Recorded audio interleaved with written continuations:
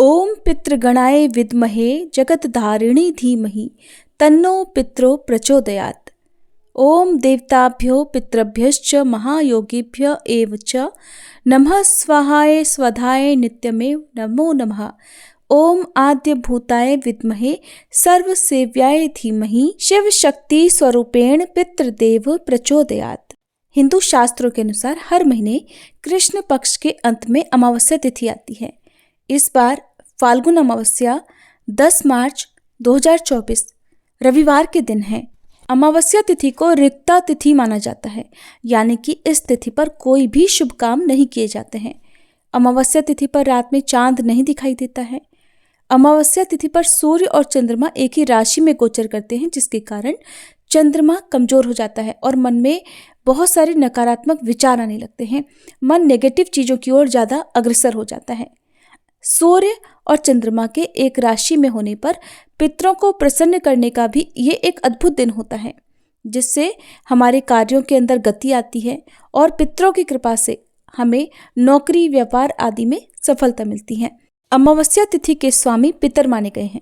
मान्यताओं के अनुसार अमावस्या तिथि पर पितृगण सूर्यास्त तक घर के द्वार पर वायु के रूप में रहते हैं। किसी भी जातक के लिए पितरों का आशीर्वाद बहुत ज्यादा जरूरी माना जाता है। ऐसे में अमावस्या के दिन पितरों को संतुष्ट और प्रसन्न करने के लिए इस तिथि पर विशेष रूप से श्राद्ध और पितरों के निमित्त दान किया जाता है। इसके अलावा पितरों की शांति के लिए पितृ स्तोत्र और पितृ कवच का पाठ भी किया जाता है। पितृ चालीसा का पाठ करने के साथ ही अमावस्या की कथा भी पढ़ी या सुनी जाती है। तो आज की इस वीडियो में आप सुनेंगे अमावस्या की कथा के साथ ही पितृ चालीसा का पाठ भी। जिन भी जातकों के घर में पितृदोष हो या कुंडली में किसी प्रकार का कोई ग्रह दोष हो, उन्हें पितरों की कृपा से इन सभी परेशानियों से मुक्ति मिल सकती है। इसलिए आज के दिन यानी अमावस्या के दिन अमावस्या की कथा या फिर पितृ चालीसा का पाठ पढ़ने या सुनने के बाद पितरों के नाम से आप कुछ न कुछ दान जरूर करें। आपकी जैसी सामर्थ्य हो उसके अनुसार आप मौसमी वस्त्रों का, मौसमी फलों का, सब्जियों का या फिर दक्षिणा का दान कर सकते हैं। इसके अलावा आप जलदान और अन्नदान भी कर सकते हैं। तो अब सुनिए अमावस्या की कथा। पौराणिक कथा के अनुसार एक साहूकार के 7 बेटे और एक बेटी थी। उनके घर अक्सर एक ब्राह्मण भिक्षा मांगने आया करता था। जब भी साहूकार की बेटी भिक्षा लेकर आती तो वह ब्राह्मण भिक्षा लेने से मना कर दिया करता और कहता था कि तुम्हारे भाग्य में सौभाग्य नहीं, वैधव्य लिखा है। ये सुनकर साहूकार की बेटी बहुत दुखी हो जाती। कई बार ऐसा ही होता रहा। तब एक दिन साहूकार की बेटी ने अपनी माँ को सारी बात बता दी कि कैसे एक ब्राह्मण भिक्षा मांगने आता है और उससे भिक्षा लेने से ही मना कर देता है। साहूकार की पत्नी ने अपनी बेटी से कहा कि अगली बार जब वह भिक्षुक आए तो मुझे बताना। फिर एक दिन वह भिक्षुक द्वार पर आया। उस समय साहूकार की पत्नी दरवाजे से पीछे छुपकर सारी बात सुनने लगी। वही हुआ जैसा हमेशा होता था। भिक्षुक ने साहूकार की बेटी से भिक्षा लेने से मना कर दिया और कहने लगा कि तुम्हारे भाग्य में सुहाग नहीं, विधवा होना लिखा है। इस बात को सुनकर साहूकार की पत्नी दरवाजे की आड़ से बाहर आकर भिक्षुक से कहने लगी कि एक तो हम भिक्षा दे रहे हैं, ऊपर से आप हमें अशुभ बातें बता रहे हैं। ब्राह्मण ने कहा कि मैं जो कुछ भी कह रहा हूँ वो सच है। आपकी बेटी के भाग्य में ऐसा ही लिखा है। जब विवाह के समय आपकी बेटी फेरे ले रही होगी, उसी समय सांप आकर इसके पति को काट लेगा और यह विधवा हो जाएगी। ब्राह्मण की ऐसी बातें सुनकर साहूकार की पत्नी दुखी हुई, लेकिन फिर ब्राह्मण से बोली कि अगर आपको ये पता है कि ये विधवा होगी तो आपको ये भी पता हो सकता है कि फिर इसके सुहाग की रक्षा कैसे हो सकेगी। साहूकार की पत्नी के ऐसा पूछने पर ब्राह्मण ने कहा कि यहाँ से बहुत दूर पर एक गाँव है जहाँ पर एक सोना धोबन रहती है। वह हर सोमवती अमावस्या को व्रत रखती है, इससे उसका सुहाग अटल है। अगर वह आकर अपना सुहाग आपकी बेटी को दे देगी तभी इसका वैधव्य टल सकता है। ब्राह्मण की बात सुनकर साहूकार की पत्नी ने ब्राह्मण का धन्यवाद किया और वह सोना धोबन की खोज में निकल पड़ी। एक दिन बहुत तेज धूप के कारण पीपल की छाया में बैठकर आराम कर रही थी। तभी उसने देखा कि एक सांप आया और उस पीपल के पेड़ पर गरुड़ के बच्चों को खाने के लिए चढ़ने लगा। साहूकार की पत्नी ने देखकर उस सांप को मार दिया और गरुड़ के बच्चों की रक्षा की। इतनी ही देर में गरुड़ भी वहां आ गया। और देखा कि आसपास खून ही खून फैला हुआ है। गरुड़ को लगा कि साहूकार की पत्नी ने ही उसके बच्चों को नुकसान पहुंचाया है, इसलिए गरुड़ ने चोंच से उस पर हमला कर दिया। लेकिन फिर साहूकार की पत्नी ने किसी तरह उसे रोका और बताया कि उसने तो उसके बच्चों की रक्षा की है। गरुड़ ने जब इस सच को जाना तब कहने लगा कि तुमने मेरे बच्चों की रक्षा की है, इसलिए बताओ कि मैं कैसे तुम्हारी सहायता कर सकता हूँ। साहूकारनी ने तब गरुड़ को बताया कि वह सोना धोबन की तलाश में निकली हुई है, अगर वह उसे वहां तक पहुंचा दे तो बड़ा उपकार होगा। फिर साहूकारनी को गरुड़ ने सोना धोबन के गांव में पहुंचा दिया। सोना धोबन के 7 बेटे और बहुएं थीं, लेकिन बहुओं में घर के काम को लेकर कहासुनी बहुत हुआ करती थी।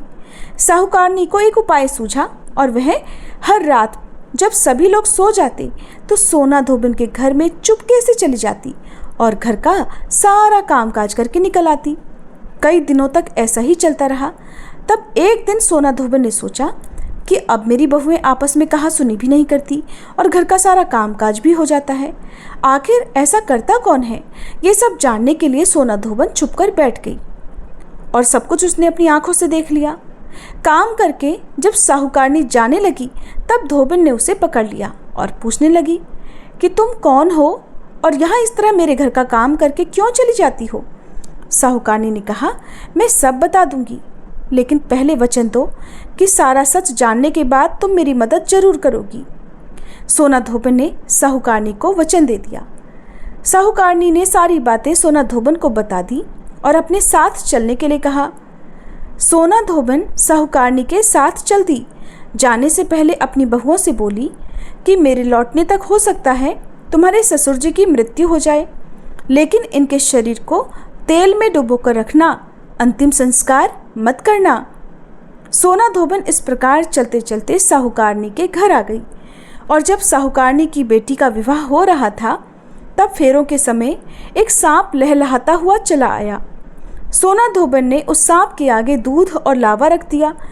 जैसे ही वह सांप दूध पीने लगा कि सोना धोबन ने उस सांप को एक पिटारी में बंद कर दिया और फिर साहूकारनी की बेटी से कहने लगी कि अब तक मैंने जितने भी सोमवती अमावस्या का व्रत रखा है उन सभी का पुण्यफल मैं साहूकारनी की बेटी को देती हूँ। इसके बाद साहूकारनी की बेटी का वैधव्य टल गया और वह सौभाग्यवती बन गई। इधर सोना धोबन ने पकड़े हुए सांप को दूर जंगल में ले जाकर छोड़ दिया। फिर सोना धोबन अपने गांव लौटने लगी। तब एक दिन रास्ते में ही सोमवती अमावस्या पड़ गई। सोना धोबन ने इस दिन व्रत रखा और पीपल की पूजा की, कथा का पाठ भी किया। इसी बीच घर में सोना धोबन के पति की मृत्यु हो गई थी। जब वे वापस अपने घर लौटी तब उसने अपने रास्ते में किए हुए सोमवती अमावस्या का पुण्य अपने पति को दे दिया। इससे उसका मरा हुआ पति फिर से जीवित हो उठा। लोगों ने जब सोना धोबन से पूछा कि तुमने अपने मरे हुए पति को कैसे जीवित कर लिया, तब उसने बताया कि उसने सोमवती अमावस्या के व्रत के प्रभाव से अपने पति को जीवित किया है। तब से उस गांव की सभी सुहागिन महिलाएं भी अपने अपने पति की लंबी आयु की कामना से सोमवती अमावस्या का व्रत रखने लगी। हे अमावस माता, जैसे आपने साहूकारनी की बेटी और सोना धोबन के पति की रक्षा की, जैसे उनका सुहाग अमर किया, इसी तरह इस कथा को कहने, सुनने और हुंकारा भरने वाली सभी सुहागिन महिलाओं के सुहाग की रक्षा करना, सभी का सुहाग अटल रखना। प्रेम से बोलिए अमावस माता की जय। फाल्गुन अमावस्या बहुत ही महत्वपूर्ण होती है क्योंकि इसे पितरों को मोक्ष दिलाने वाली माना जाता है और ये अमावस्या हिंदू वर्ष की अंतिम अमावस्या होती है जो कि शिवरात्रि के बाद आती है। कहते हैं कि जो लोग हर अमावस्या पर श्राद्ध नहीं कर पाते, अगर वो फाल्गुन अमावस्या के दिन अपने पितरों का श्राद्ध करते हैं तो उन्हें उतना ही पुण्य मिलता है। बल्कि काल सर्प दोष के निवारण के लिए भी फाल्गुन अमावस्या का विशेष महत्व माना जाता है। इस दिन कई धार्मिक तीर्थ स्थानों पर मेले लगते हैं और इस दिन गंगा जी में स्नान करना और भी शुभ माना जाता है क्योंकि ऐसा मानते हैं कि संगम पर देवी देवताओं का वास होता है। वैसे तो फाल्गुन अमावस्या के दिन चंद्रमा के दर्शन नहीं हो पाते हैं, लेकिन इसके बाद भी इस दिन चंद्रदेव और यमदेव के साथ साथ सूर्यदेव से आशीर्वाद प्राप्त करने के लिए पूजा अर्चना की जाती है। पौराणिक मान्यताओं के अनुसार मृत्यु के बाद आत्मा पितृलोक पहुंच जाती है और यह आत्माओं का एक स्थायी निवास होता है और जब तक उनके भाग्य का, उनके कर्मों का फैसला नहीं हो जाता उन्हें तब तक वहीं रहना पड़ता है और उन्हें कई तरह की पीड़ा भी सहनी पड़ती है। इसीलिए अपने पितरों को इस पीड़ा से मुक्त करने के लिए ही परिवारजनों को अपने पितरों के निमित्त श्राद्ध, तर्पण या पिंडदान आदि कार्य करने चाहिए। फाल्गुन अमावस्या के दिन भोलेनाथ का विशेष रूप से पूजन अर्चन करना चाहिए। आज के दिन भगवान शिव, अग्नि देवता और ब्राह्मणों को उड़द की दाल, दही और पूरी के रूप में भोग अर्पण किया जाता है। शिव मंदिर में जाकर भगवान शिव को गाय के दूध, दही और शहद से अभिषेक किया जाता है और काले तिल चढ़ाए जाते हैं। अमावस्या के दिन शिव पंचाक्षरी मंत्र का पाठ किया जाता है, क्योंकि ऐसा कहा जाता है कि इस दिन ये पाठ करने से शनि के प्रकोप का भय भी नहीं रहता और सारी बाधाएं भी दूर हो जाती हैं। अमावस्या के दिन शनिदेव की पूजा भी जरूर करनी चाहिए। इसके अलावा पीपल के पेड़ की पूजा करके पीपल के पेड़ की जड़ में एक दीपक जलाकर कोई भी फल या मिठाई रखने के बाद पीपल की 7 बार परिक्रमा भी की जाती है। इस बार रविवार के दिन अमावस्या तिथि है, तो ऐसे में माना यही जाता है कि रविवार के दिन न तो पीपल के पेड़ की पूजा की जाती है, न ही पीपल को स्पर्श किया जाता है। अगर आप पीपल के पेड़ की पूजा करना ही चाहते हैं तो एक दिन पहले यानी कि शनिवार को भी शाम के समय आप पीपल के पेड़ की पूजा कर सकते हैं। अब सुनिए पितृ चालीसा पाठ। हे पितरेश्वर, आपको दे दियो आशीर्वाद, चरणाशीष नवा दियो, रख दो सिर पर हाथ। सबसे पहले गणपत, पाछे घर का देव मनावा जी। हे पितरेश्वर, दया राखियो, करियो मन की चाया जी। पितरेश्वर करो मार्ग उजागर, चरण रज की मुक्ति सागर। परम उपकार पितरेश्वर कीन्हा, मनुष्य योनि में जन्म दीन्हा। मातृ पितृ देव मन जो भावे, सोई अमित जीवन फल पावे। जय जय जय पितर जी साई, पितृ ऋण बिन मुक्ति नाही। चारों ओर प्रताप तुम्हारा, संकट में तेरा ही सहारा। नारायण आधार सृष्टि का, पितर जी अंश उसी दृष्टि का। प्रथम पूजन प्रभु आज्ञा सुनाते, भाग्य द्वार आप ही खुलवाते। झुंझुनुने दरबार है साजे, सब देवों संग आप विराजे। प्रसन्न होए मन वांछित फल दीन्हा, कुपित होए बुद्धि हर लीन्हा। पितर महिमा सबसे न्यारी, जिसका गुण गावे नर नारी। 3 मंड में आप विराजे, बसु रुद्र आदित्य में साजे। नाथ सकल संपदा तुम्हारी, मैं सेवक समेत सुत नारी।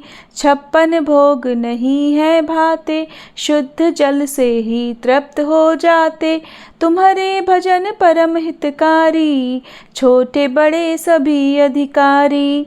भानु उदय संग आप पुजावे, 5 अंजुलि जल रिझावे। ध्वज पताका मंडपे है साजे, अखंड ज्योति में आप विराजे। सदियों पुरानी ज्योति तुम्हारी, धन्य हुई जन्मभूमि हमारी। शहीद हमारे यहाँ पुजाते, मातृभक्ति संदेश सुनाते। जगत पितरो सिद्धांत हमारा, धर्म जाति का नहीं है नारा। हिंदू मुस्लिम सिख ईसाई, सब पूजे पितर भाई। हिंदू वंश वृक्ष है हमारा, जान से ज्यादा हमको प्यारा। गंगा ये मरु प्रदेश की, पितृ तर्पण अनिवार्य परिवेश की। बंधु छोड़कर इनके चरणा, इन्हीं की कृपा से मिले प्रभु की शरणा। 14 को जागरण करवाते, अमावस को हम धोक लगाते। जात जड़ूला सभी मनाते, नांदी मुख श्राद्ध सभी करवाते। धन्य जन्मभूमि का है वो फूल, जिसे पितृमंडल की मिली है धूल। श्री पितर जी भक्त हितकारी, सुन लीजिए प्रभु अर्ज हमारी। निशिदिन ध्यान धरे जो कोई, तासम भक्त और नहीं कोई, तुम अनाथ के नाथ सहाई, दीनन के हो तुम सदा सहाई। चारिक वेद प्रभु के साखी, तुम भक्तन की लज्जा राखी, नाम तुम्हारो लेत जो कोई, तासम धन्य और नहीं कोई। जो तुम्हारे नित पाव पलोटत, नवो सिद्धि चरना में लोटत, सिद्धि तुम्हारी सब मंगलकारी, जो तुम पे जावे बलिहारी। जो तुम्हारे चरण चितलावे, ताकि मुक्ति अवसी हो जावे, सत्य भजन तुम्हारे जो गावे, सो निश्चय चारों फल पावे। तुम्ही देव कुल देव हमारे, तुम्ही गुरुदेव प्राण से प्यारे, सत्य आस मन में जो होई, मन वांछित फल पावे कोई। तुम्हारी महिमा बुद्धि बढ़ाई, शेष सहस्त्र मुख सके ना गाई, मैं अति दीन मलिन दुखियारी, करहूँ कौन विधि विनय तुम्हारी। अब पितर जी दया दीन पर कीजे, अपनी भक्ति शक्ति कछु दीजे। पितरों को स्थान दो तीर्थ स्वयं ग्राम, श्रद्धा सुमन चढ़े वहाँ, पूर्ण हो सब काम। झुंझुनू धाम विराजे हैं पितर हमारे महान, दर्शन से जीवन सफल हो पूजे सकल जहान। जीवन सफल जो चाहिए चले झुंझुनू धाम, पितर चरण की धूल ले हो जीवन सफल महान। ये थी आज की वीडियो। अगर आपको अच्छी लगी हो तो वीडियो को लाइक करके हमारे चैनल को सब्सक्राइब जरूर कीजिएगा, ताकि इसी तरह की जानकारी आपको हमारे चैनल पर मिलती रहे और आप हमारे चैनल पर लगातार कथाएं भी सुनते रहें।